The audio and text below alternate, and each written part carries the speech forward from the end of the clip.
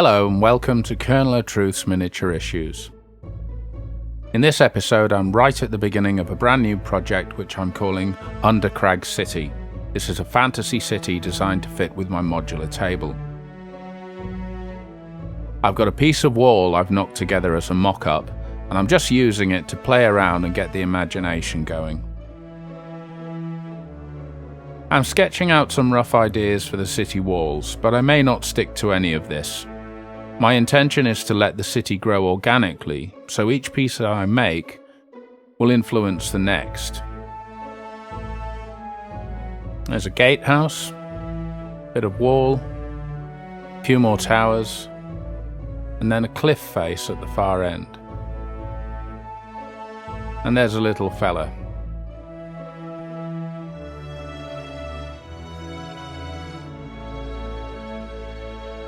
As you can see, I started with the intention of having a river running through the city, but I abandoned that idea. Later on, I'll come back to it. And here I'm cutting the first piece of wall.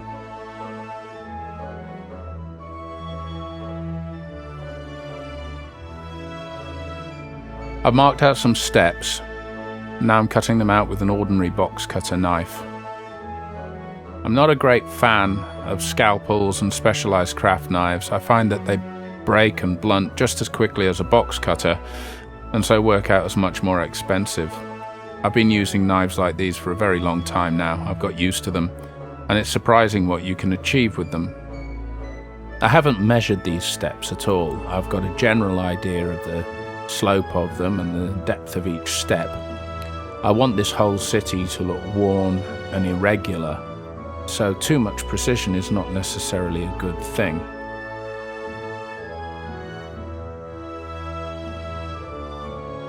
There we go, steps are cut. Time to get on with the battlements.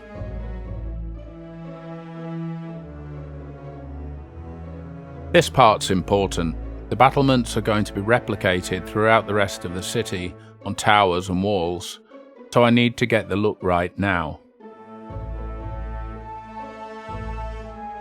The wall's made from 30mm foam and the battlements are made from 10mm foam. I'm building this city for 10mm scale wargaming, which is roughly 1 to 160th. That said, in fantasy in particular, there's quite a lot of loose interpretation of scale, so I'm not going to let it dictate to me too much. The look of the thing is often more important than scale accuracy. This is a tricky part. Getting the battlements to look right while following the line of the steps. This actually took a few attempts and I made a few wrong cuts in the process.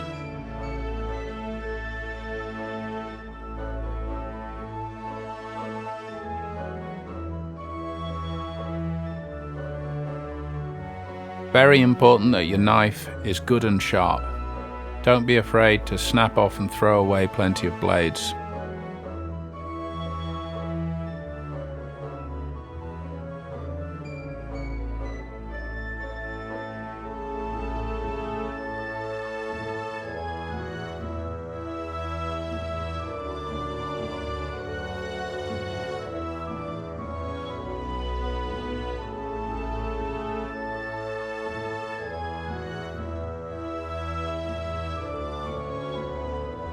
And there you go. I've added foundations and smoothed the overhang of the battlements.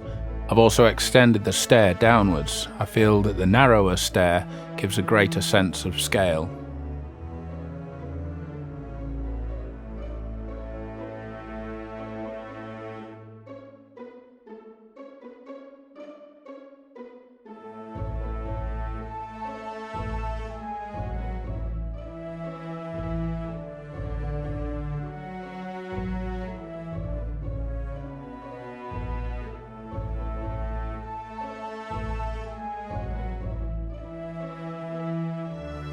The shaded area will be below ground level. And now it's time to start drawing the stonework. I'm using a traditional HB pencil here. I find the round end gives nice detail without cutting into the foam too much.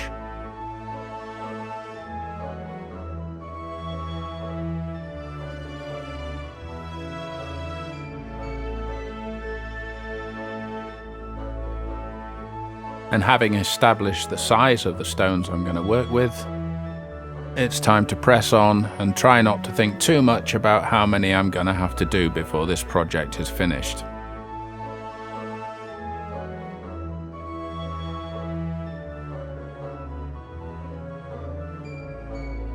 I'm doing all of this completely freehand. I don't want to use a ruler, as I don't want everything to look too precise and clean.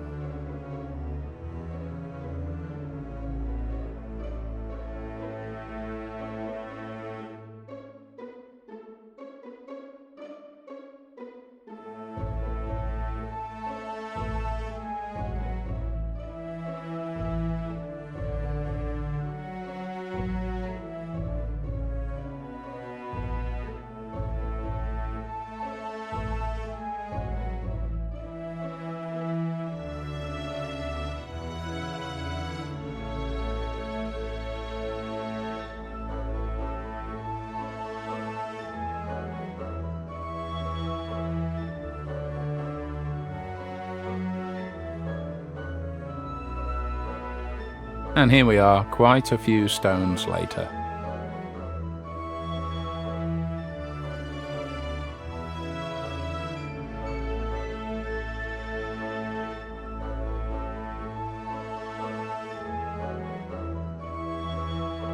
Next, I'm going to obscure the clean lines between the battlement and the walls and the stairs by adding a line of glue and sand, just to make everything look a little bit more organic.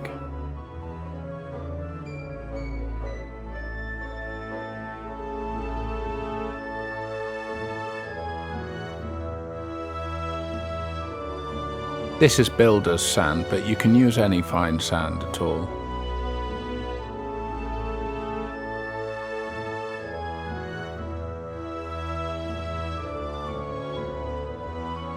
Now it's on to the painting, starting with a dark grey base coat. You can see I've left a plain area at the back where I'm planning other buildings, so I'm not detailing or texturing that.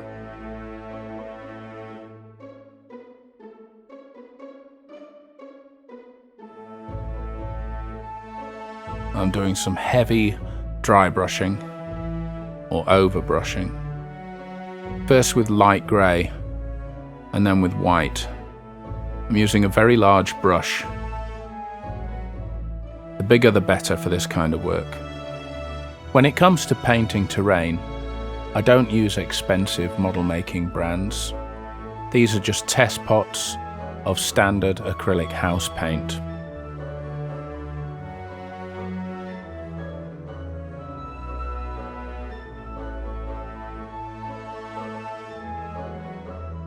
Onto the white. These are old pots of paint, so it doesn't matter if I get them a bit messed up. I'm concentrating a lot of the white on the top edges of the stones so that they look like they're catching sunlight. At this stage it looks like a very pale highlight, but I intend to do an ink wash now. This is black ink, 1 part ink to 16 parts water.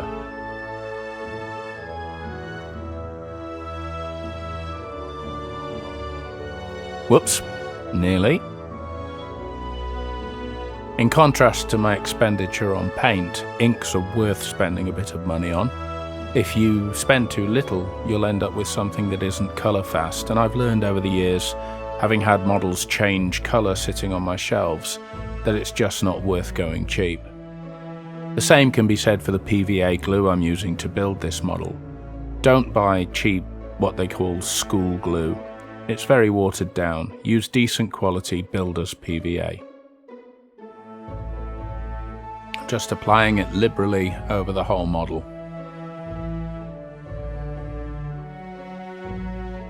And making a bit of a mess in the process.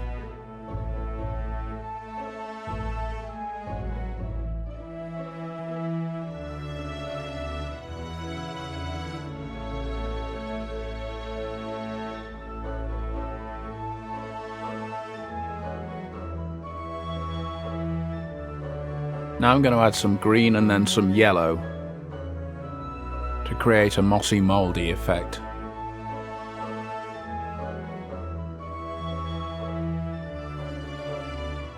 I think I need to buy some more.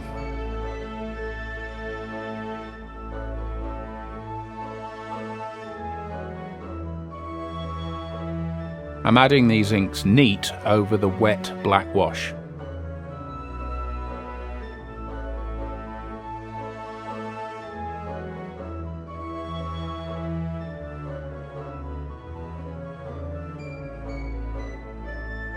And the yellow really brightens things up.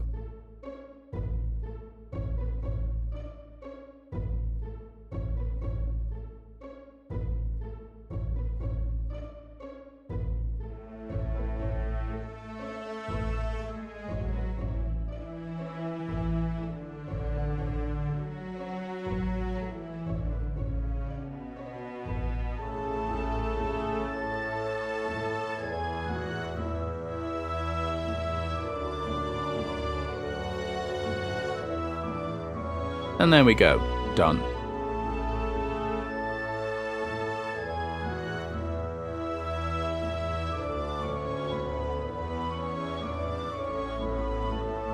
I've completed a second piece of wall and mocked up a tower.